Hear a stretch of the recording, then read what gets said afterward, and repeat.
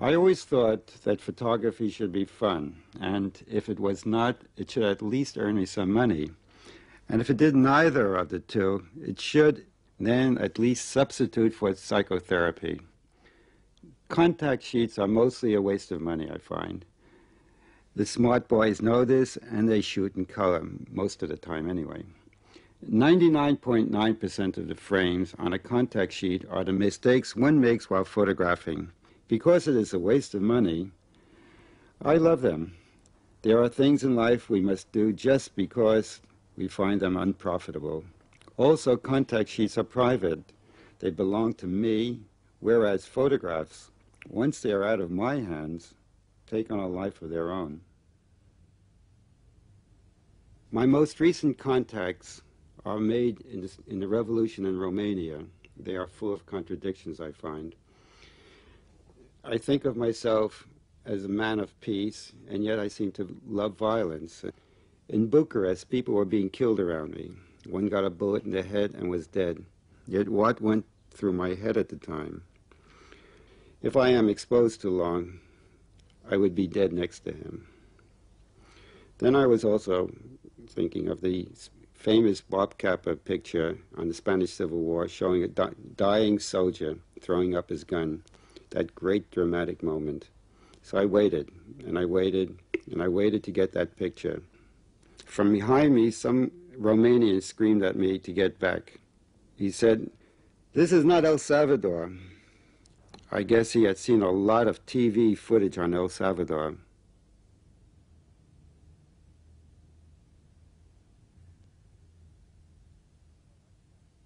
What I like about this contact sheet is how it shows times do change. In the 1967 war between the Arabs and the Israelis, a euphoria seemed to follow the first days of victory.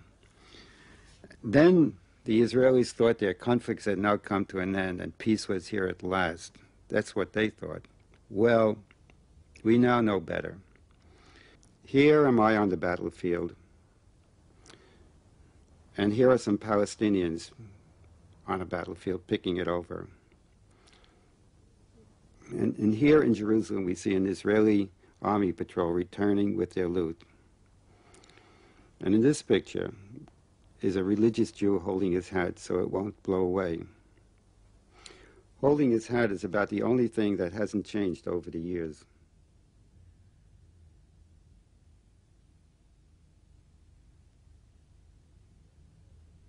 One more war picture. I was visiting German relatives, farming peasants who had lived on their land for generations. They told me of the witches in their village and pointed out one that lived near their house. Then they said it was forbidden to mention such things in public. Afterwards, I went to the cemetery that contained their dead, good soldiers who had died for their fatherland.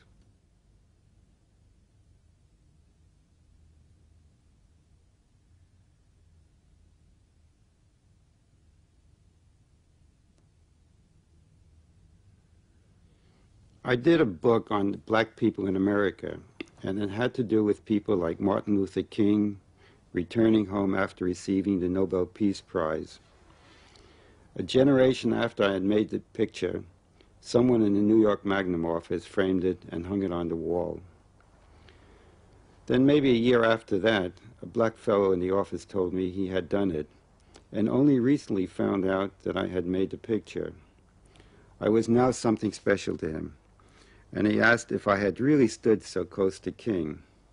It then dawned on me that, yes, I had really stood close to King, and I had the photograph to prove it.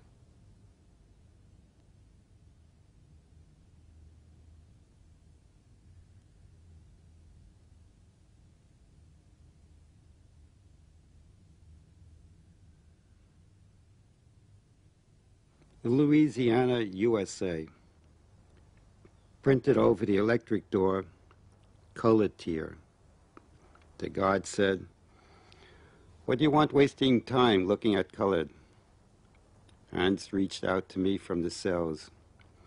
"Help me," a voice said.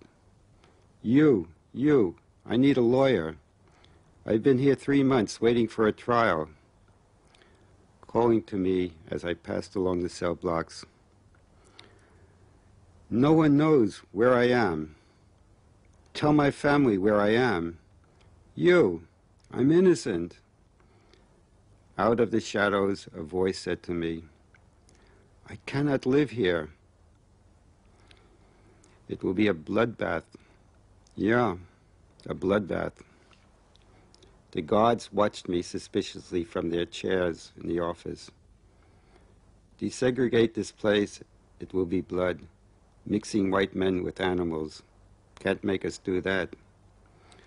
The guard said, when it gets too crowded in the colored tiers, we try weeding out the hardened homosexuals and separating them from the newcomers. I wanted to know the black city in my city. I knew black artists, dancers, actors who were living where I lived, and now I visited the neighborhoods they were escaping from.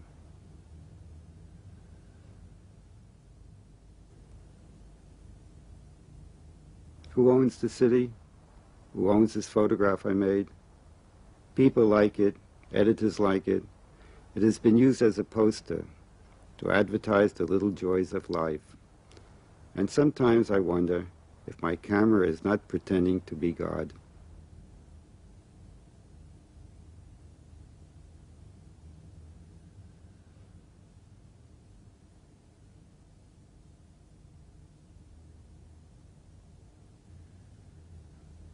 South Carolina.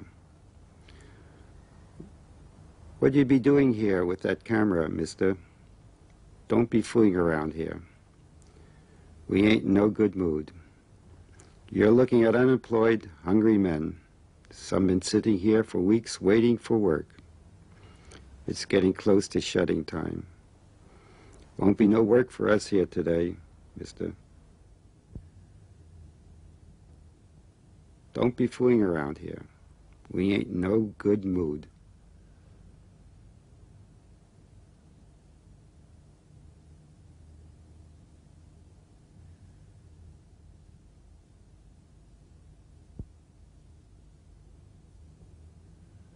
I did a book on religion and picked the chosen people since I considered myself one of them, though I never understood why I had been picked.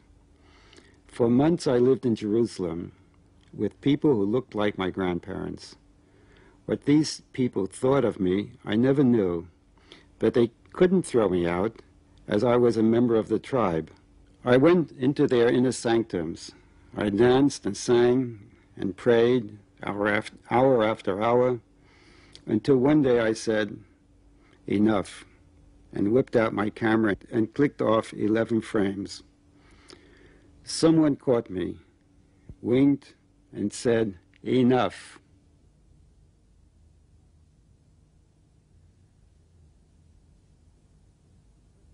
The question is, just what is a photograph? The Jewish God commands us not to make or worship graven images. Well, says a good Talmud student, is a photograph a graven image? Not if you look at it from the backside or from the sides. What do you see? Nothing. Only from the front is there something to see that perhaps could be interpreted as God commanded. But, and buts are big in the Jewish religion, only a fool would think a piece of paper is a cow or the real thing. And who wants to be a fool?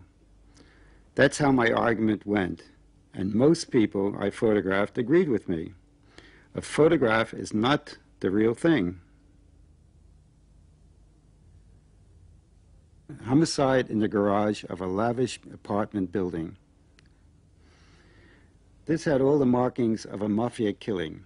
It was explained to me that the mafia hired skilled lawyers to advise on such things. The man had been shot 3 times in the back of the head. In order to convict, the state would have to find the 3 guns, the 3 men who did the killing, and then prove which of the 3 bullets actually killed the man, and who fired which gun.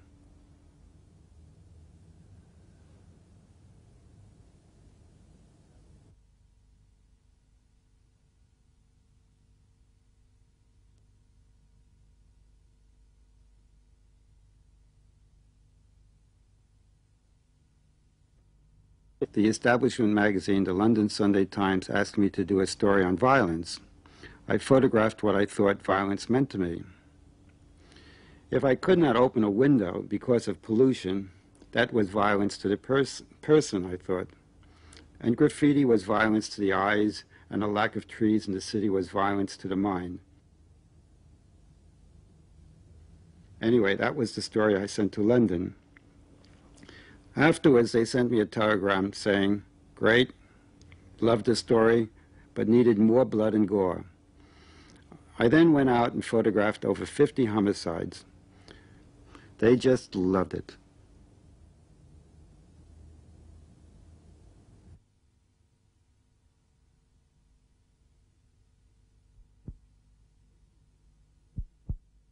Over the years, I learned the ins and outs of working with the police. I can only conclude there is a kind of madness when a sane, grown-up man walks around with a gun. Yet I'm not against it. One dull night, an officer brought in a puppet. It was real fun. The puppet asked questions of fellow police officers, even of the puppeteer himself. In the end, those who did not give satisfactory answers were shot by the puppet.